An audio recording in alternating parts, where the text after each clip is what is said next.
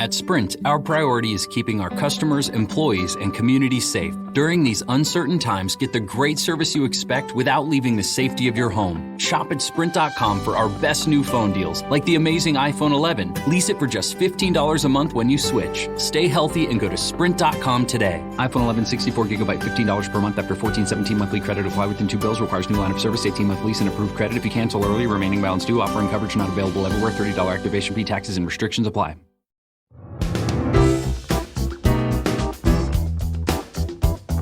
Major support for Out to Lunch is provided by the law firm of Jones Walker, established in 1937 with over 375 attorneys in offices throughout the U.S., providing a comprehensive range of services to a local, national, and international client base. JonesWalker.com. And by Short & Associates, legal recruiters in Louisiana and Texas. Welcome to this special edition of Out to Lunch Louisiana. I'm Peter Raschuti in New Orleans. I'm Christian Mader in Lafayette. And in Baton Rouge, I'm Stephanie Riegel. Normally, we're the hosts of Out to Lunch in our respective cities, but during the course of the current public health crisis, we're joining forces to bring you a statewide look at what's happening in the world of business and finance. A month ago, back in the good old days, I was hosting Out to Lunch Acadiana in Lafayette at the French Press. Today, like Peter and Stephanie, I'm social distancing at home, and the French Press is doing curbside takeout. You can get their regular menu items, including a family dinner, delivered through Waiter or Grubhub or directly from the restaurant. 337-233-9449. In Baton Rouge, the restaurant that normally hosts Out to Lunch, Mansers on the Boulevard, is open for pickup and delivery. You can order from them by calling 225-923-3366. In New Orleans, Commander's Palace is closed, but you can find out more about their plans to resume pickup and delivery at commanderspalace.com. As this pandemic unfolds, we're hearing about how it's affecting the global economy. For a lot of us, the global economy might feel far removed from our daily lives, but for all three of the guests on today's show, it's an integral part of their lives. As the state's second highest ranking elected official, Lieutenant Governor Billy Nungesser is responsible for our connection to the rest of the world through the offices of the Louisiana Department of Culture, Recreation, and Tourism. In Acadiana, Reagan Burrell has an oil and gas engineering and manufacturing business called MAP Oil Tools. MAP does business with oil producers around the world and has more employees in China and Dubai than here in the U.S. We're going to talk to Lieutenant Governor Nungesser and Reagan Burrell in just a few minutes. But first, I'd like you to meet Ellie Schwing. Ellie has a foot in two coronavirus hotspots, New Orleans and Italy. Originally a New Orleanian, Ellie moved to Rome in 2014, and that's where she founded and has grown a successful fashion business, Bene, handbags and scarves. Now, Bene manufactures high-end leather handbags and silk scarves that are Italian in style and quality, but retain a New Orleans sensibility. As a result, both Ellie's background and her continued design collaboration with New Orleans artists. Ellie, you got out of Italy on what was one of the last flights, just as massive community spread of the coronavirus was shutting down the country, and you made it to New Orleans in time to experience this becoming a coronavirus hotspot. We'll get to how your business is doing through all of this, but let me start with you personally. How do you feel having now navigated two waves of this pandemic in two countries? I mean, I feel like it's following me. It's a little overwhelming. You really don't have time to sit around and think about it. Just trying to do as much as I can for everyone here, everyone there. Just trying to navigate this unknown territory, with as much compassion and sympathy I can with everybody affected. Well, it's I know you make very, very high quality items, mainly because your name is Bene, right? Which means good in Italian. Okay, that's gonna. Molto bene, va bene. Oh, this is great. I'm gonna cry. This is great. And but I have to ask you: you make high-end luxury goods. What happens to them during a recession? There would be kind of two camps. One is people can't afford that anymore, or the other might be the kind of people that bought those might be riding this out better than others. Which is it? Well, right now it's really kind of hard to say because I travel twice a year during fall and in spring, and I go to all of my stores, and this spring, I was supposed to go to 13 different locations, and all of that essentially got canceled, within 24 hours. And so I haven't really been able to understand what the season's going to be like as a whole. Luckily I have amazing customers who have helped out, via e-commerce. My e-commerce website is very active, and it still has continued to be. And then my Instagram as well. So I still have people, shopping there, but I'm not having my full season. And to understand what that's going to really, how that's going to play out, it's really too soon. But it's going to be a good year and a half, road for us with my teams. Ellie, what are you hearing from people in your industry when you get the million of Zoom and webinar invitations every day from your wholesalers or your suppliers, your fellow retailers? What are they saying? What are they thinking? Looking down the line. I mean, and have you gotten any feeling from them? Well, it just depends on which avenue. So many people are struggling right now. It's just again, it's uncharted territory. We have no idea, but the fashion industry is really, really struggling, obviously, right now. And then, for someone like me who really is involved with their studio and with their manufacturing team, they're essentially extensions of my family. That's why I really birthed Bene, is to inspire the tradition of their luxury leather craftsmanship, because I'm so obsessed with heritage and New Orleans and Italy and joining those forces. So just, to understand what they're going through, it's so hard to communicate with them. They're not working right now. I just want them to take care of their families. I get WhatsApp messages from them. One of my head of productions barely uses the internet. So I got a really sweet Easter email from him, so it's so much easier when I'm there, because these are old men and I go into the studios. We have 6 cappuccinos. We talk about our families. It's so old school that communicating from this side is really difficult. But I have been a little bit. But all my shops are closed. They're struggling. A lot of brands really just have no idea what the season's going to hold, because luckily for me, my inventory is kind of seasonless, because it's a very classic style. So some of these larger brands that are pumping out 200 different ready-to-wear styles, 4 times a year, they're the ones that are really, that I think are going to be affected. But I'm not in that situation right now. Ellie, this is Christian. I'm curious, is the Italian government taking similar steps to what they're doing in the U.S. as far as, spending money to sort of prop up businesses? And is it something that's focused perhaps on the fashion industry, which is obviously very, very important to Italy? Not that I'm aware of, but again, I'm working full-time here, trying to get gowns and masks to the hospitals. I've completely pivoted, and understanding what's going on there. I have, my apartment and my boyfriend and, my life there as well. So, I'm just trying to make sure that they're all okay. I haven't really tapped into what the government can do for me. Maybe I will later, but, I just hope that, for me, I'm not so concerned. I'm really concerned about the guys who work for me. So hopefully they'll be able to reap some of the benefits if there are any. New Orleanian Ellie Schwing is the founder and owner of Bene Handbags and Scarves in Rome, Italy. Ellie, thank you so much for joining us on Out to Lunch Louisiana. Thank you so much. I'm very happy to be here. You're listening to a special edition of Out to Lunch Louisiana with Peter Raschuti in New Orleans, Stephanie Regal in Baton Rouge, and I'm Christian Mader in Lafayette. Normally when we invite guests to join us on Out to Lunch, we only invite them to come back on the show a second time if something has materially changed in their business. Well, it's hard to find someone whose business has not materially changed over the past month or so, and that certainly opens up our repeat guest list. But I particularly wanted to invite Reagan Burrell to come back and join us today.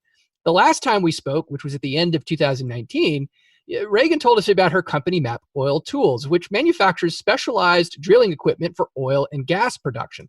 And the fascinating aspect of Reagan's company is that her clients are oil producers from around the world, and her employees, who manufacture the equipment MAP designs and sells are in the United States, China, and Dubai. So, Reagan, although I'm sure every aspect of your business has been affected, I'd like to start in China. Where in China are your employees, and can you take us back to how the outbreak of COVID-19 there first impacted you? Sure. Actually, our manufacturing facility is located in Jingzhou City, which is near Wuhan. So we were really heavily affected right away by the COVID-19 outbreak. It involved shutting down our facility. It was during the Spring Festival, and so we had several employees that were in other cities visiting family, and they were stranded there and were not able to return home. So it was essentially an unforeseen complete shutdown of our manufacturing facility for what lasted, it lasted about 8 weeks. So there was no inventory coming in. Shipments were stalled at the port. We were able to maintain really good communication. I have to hand it to our sysadmin, Nathan Landry. He had prepared us for this when we didn't know we were going to need to be prepared for it. So our whole team has been able to stay very well connected during all of this. So that's been a relief. But we had a supply chain problem, a very serious supply chain problem, one like we'd never encountered before.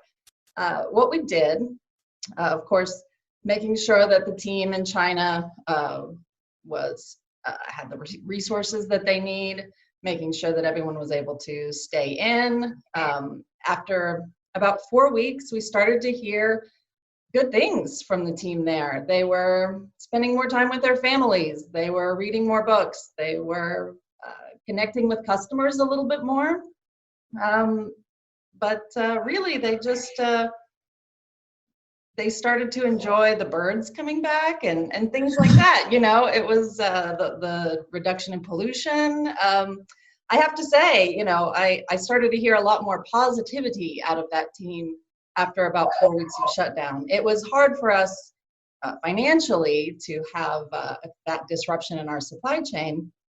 But, I'm starting to hear similar things now from people that are in quarantine. You guys, so if you're close to Wuhan, does that mean that, Wuhan is actually sort of coming back online, as I understand it? I mean, like the major lockdowns have been lifted. So is that something that your manufacturing operation there is starting to experience? And what does that sort of thaw feel like? I mean, is it something that, it's actually starting to take effect and we're starting to see business, or is it really still a crawl back to normalcy? No, not really. Once we were able to get everyone back, once the travel ban within China was lifted, the team was able to come back.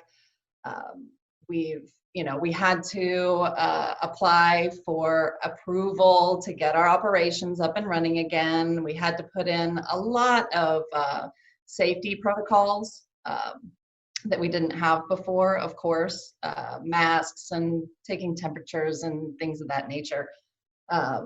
So it's actually been kind of well-timed, the reopening of China, because things were just starting to get locked down here. So we've been able to pick up operations in China while we're shut down here in the US. So when our China operations shut down, we worked from existing inventory here in the US or in Dubai.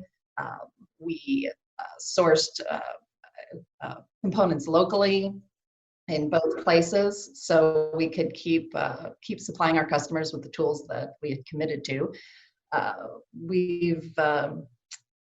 We've been able to kind of weather the storm by reopening our China facility, in that we've been able to get lots of shipments out that were delayed or that were almost ready to go. So it's been a big help for us to see the China reopen, and they were able to get back online really quickly. Reagan, the question I want to ask you, though, the other piece of your story, obviously in the oil industry, is the plummeting price of oil and this oil price war with Saudi Arabia and Russia at a time when global demand is so low. I mean, and you're in the middle of the oil patch there in Lafayette. From what I hear, it's really, really bleak. Yes, it is rather bleak. I will say that in the recovery from the last downturn, which we were about 3 years into that, we spent that entire time paying off debts that were incurred during the downturn and saving for the next one. So I'm really pleased with our team that facilitated all of that. Our president, Mustafa Shaheen, and our accounting manager, Amir Kamal, they worked together to make sure that we were getting rid of as much debt as possible and putting as much into our savings accounts as possible. So that's helped us a lot. We had also transitioned from a heavy inventory presence in the United States to supplying more on an as needed basis or order by order. So our inventory burden had been drastically reduced as well. So I think that a lot of the things that we've done, a lot of the things that the team has done together in the past 2 years has prepared us pretty well for this environment. As bad as it is, I think we're going to be okay. Hi, Reagan. This is Peter. I wanted to ask you, they finally, OPEC Plus or OPEC Plus is finally had an agreement to take like 10 million barrels off the market. Is that enough? It doesn't seem to have helped, though, no, right? It moved oil up $1 or something. It's what do you think the price has to get to get people back to work? Oh, I don't know the answer to that question. That's okay. I'll tell you. We'll see. Just like we did with the last one, something will come along that will drastically reduce the production of oil and gas. We thought we needed $60 oil, and then we got by on $35 oil for a really long time. So I don't know. This is unprecedented. We've never seen anything like this before. Plus, I wish I had an answer. Well, you've been through some cycles, Reagan. You grew up in an oil family, so no wonder you're so calm. We're crazy. It helps to be a little crazy in this industry as well. Reagan Burrell is the CEO of MAP Oil Tools. Reagan, thank you so much for joining us on Out to Lunch Louisiana. Thank you. It was a pleasure. You're listening to a special edition of Out to Lunch Louisiana with Christian Mader in Lafayette, Peter Raschuti in New Orleans, and I'm Stephanie Riegel in Baton Rouge.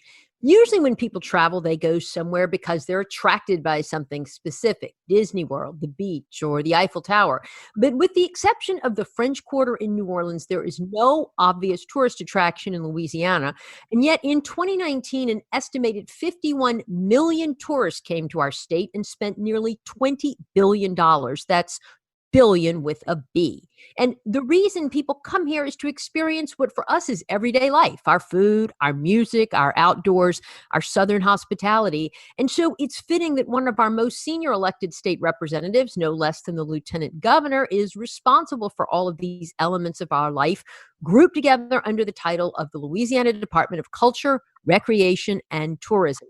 Lieutenant Governor Billy Nungesser, I would bet that when you were president of beleaguered Plaquemine Parish in the wake of Hurricane Katrina, you probably thought you were going through the biggest economic battle of your life. Now you're in the position of leading the state in what is going to be an even more daunting recovery of unprecedented and monumental importance. Are you drawing up a plan to roll out when all of this is over and how and when we can get back to normal? Are you working with others on that at the moment? And are you concerned that we don't really know what normal will look like when we get to the other side? Absolutely. All of those things. We saw our largest increase ever in tourism, 9% from 17 to 18, when you talked about those 51.3 million visitors. So we were on a roll. And the good thing was over the last 4 years, we weren't just seeing people book a trip to New Orleans. They were booking trips to Lafayette, to Lake Charles, to North Louisiana. And we were hosting sporting events like Olympic trials for the women's volleyball in Shreveport. So we were promoting things in every corner of the state, and we saw double-digit growth in many of those areas. You know, we had 45 new hotels under construction around the state. So things were really booming. And now to take a plan, and it's not just Louisiana. You know, after Katrina, everybody wanted to help us come back. The southern states that were impacted. Every state is feeling the same impact we're feeling. So we're going to be up against a tremendous challenge to make sure we put our best foot forward. Have y'all put pen to paper yet to look at what kind of losses we're talking about in the tourism and visitor sector alone, with between the hotels, the restaurants, the canceled conventions, billions of dollars? Yeah, and I'll tell you some, you know, we were putting some pencils on local figures to give you an idea of the impact. The U.S. travel economy has lost $60.8 billion in the last 5 weeks. Wow. $60.8 billion. More than 36 million of that, 60% of those losses has been in the last 2 weeks. So it's going to be a tremendous plan to come back. One thing we're tracking every week, what are people thinking? And 55.2% of travelers say they will take a staycation, something that we're a little ahead of the curve because for the last 2 years, we have promoted Louisianans to see a part of Louisiana you haven't seen before and share it with your friends and family. And that has really helped us drive a lot of tourists all over Louisiana. So we'll be coming out the gate as soon as it's safe to travel again with a plan to get Louisiana to staycation. And then the majority of the people say they're not going to get on a plane, but they will take a drive, a weekend trip. So we will then market in a drive market for Louisiana first out the gate. Well, Lieutenant Governor, this is Peter. I know you're down in beautiful Plaquemines Parish, which is a great place. And it brought me up to a question I wanted to ask is, when we do come out of this, do you think the rollout should be on a town-by-town basis? I just mentioned that because would it be rural first and then cities? Is that what you're thinking? Well, I was just put on the governor's team with a lot of business leaders and healthcare leaders. Yesterday, I met with the governor, and this team is going to put a plan together. I am also president of the Lieutenant Governor Association. Once a week, I have a conference call with other lieutenant governors to discuss what their thoughts and plans are. And we haven't had our first meeting, which I'm sure will be later this week, to discuss those plans. First and foremost, we got to make sure Louisianans are protected and safe. We don't want to go back to where this tremendous spike was. It seems like we're leveling off. But I suspect it'll be some kind of rollout where it'll be maybe a half of what your restaurant seats, using the protective measures, and then if things stay on a decline, then we open up everything full blown. And I'm just throwing that out there. We haven't discussed it, but I imagine there'll be some kind of soft opening like that. It's very difficult to open up one city or one town in Louisiana and not ask people to travel to other areas. So just like a lot of the states are getting together and going to make a regional decision, we'll embrace some of our other states around us as well to make sure we're coordinating on the same message.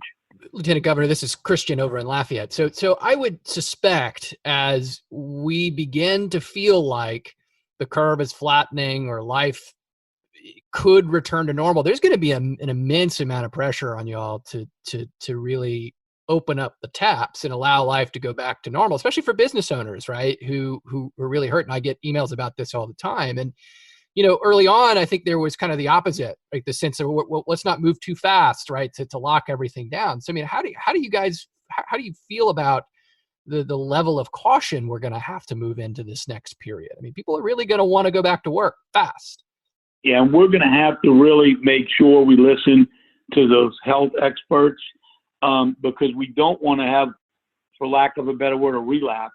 But we're going to have to come out the gate when it is safe. we got the legislature to remove, there's a 10% cap on in-state spending, and we got them to remove that cap because all of the convention and visit bureaus, Lafayette, Baton Rouge, Lake Charles, New Orleans, they've lost their income, that hotel motel tax. So they have no money. So we're going to have to use the state money. And I've reached out to the arts community, the musicians, any events that will be scheduled or rescheduled.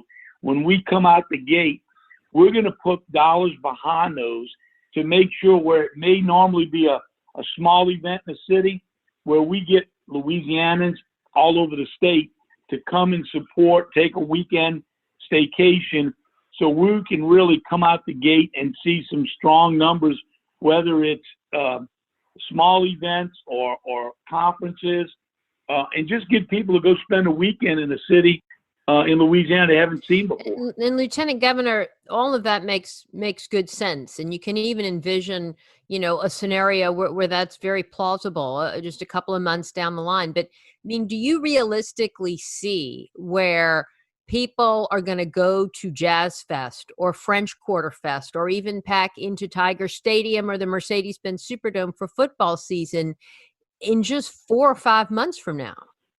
Well, I think we would have to really, one, see this thing drastically reduce and head south, which I'm cautiously optimistic it will, for that to happen.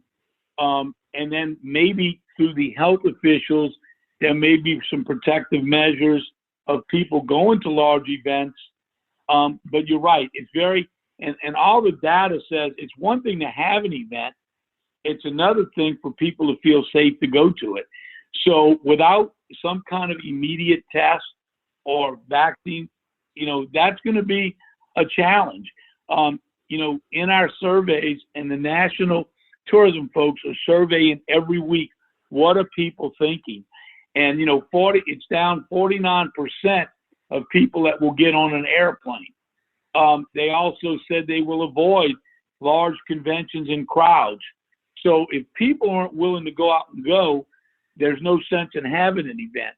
So every week, these numbers are changing drastically, and we're going to have our game plan ready to what the public is feeling, how comfortable they are feeling with going to these events.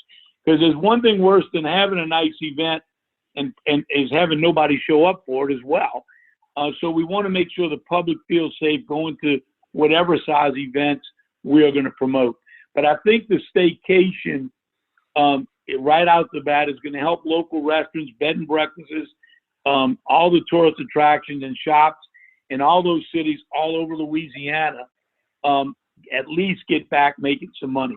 I was going to ask you, Lieutenant Governor, you mentioned testing and such. I mean, when you all are talking and you're planning things out and looking at some of this data and recommendations coming from health officials, are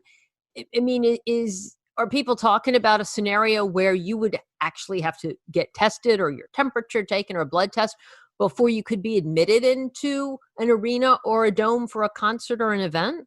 Yeah, all of those things are being discussed. I don't think we're leaving anything off the table. We got to look at cost, safety, but what's really practical of what we could do. But I think in an effort to bring the tourism and that industry back, we've got to look at every scenario and what works and like I said before, what makes people feel comfortable. And listen to your guest earlier. I was in the oil and gas industry before I was in politics, and that has been a double hit for Louisiana because of South Louisiana, of those people that have less people coming in town to do business in the oil industry, and the oil and gas revenues, what that means to the state budget, and the $1.9 billion in taxes that tourists left here last year. That's over $1,000 per family that is pretty much gone in the tax coffer of the state government. So we're going to have to, it's going to be a long haul to work to get those numbers back where they need to be. Lieutenant Governor, you had an amazing innovation before you ever got into politics when you're in the oil field of turning used container bins into modular housing offshore. So you're an innovator. Have you seen anything that really stood out to you in this crisis that you were kind of amazed at?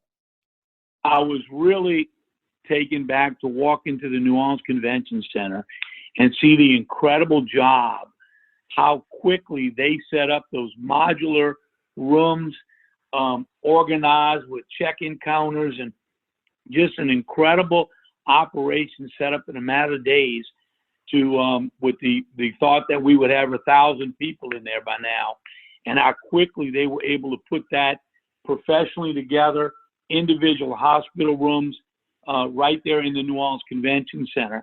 And every day I'm amazed at the passion and love the health providers, the doctors and nurses and everybody in this industry. You know, Louisiana, you talked earlier about what's the best thing about Louisiana. It's our people. We treat strangers like their family, and that's why they keep coming back as tourists. But the people in Louisiana, the first responders, the doctors and nurses, you see it every day going beyond the call of duty to take care of Louisianans. So if anybody can come back from this, Louisiana, we've been through it. Katrina, Rita, the oil spill, the floods of 2016. We'll come back stronger than ever. Louisiana will be back. Crazy to think all that's been within the past 15 years too, right? Well, Billy Nungesser. Unbelievable. Billy Nungesser is Lieutenant Governor of the state of Louisiana. Lieutenant Governor, thank you so much for joining us today on Out to Lunch Louisiana. Thank y'all. Y'all have a blessed day. And thank you for joining us for this special edition of Out to Lunch Louisiana. We edited these conversations to fit into this time slot here on your NPR radio station. You can hear longer versions of these conversations wherever you normally get your Out to Lunch podcast. If you're not an Out to Lunch podcast subscriber, search for Out to Lunch Baton Rouge, Out to Lunch Acadiana on your podcast app. The producer of our show is Grant Morris. Our technical producer is Eric Merle. Photos from the show on our website and social media are taken by Jill LaFleur. I'm Peter Raschuti in New Orleans.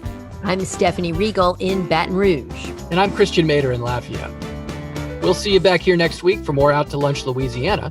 Until then, if you're in an essential industry and still going to work, thank you, and remember to take care of yourself. If you're not going to work, please stay home and stay safe.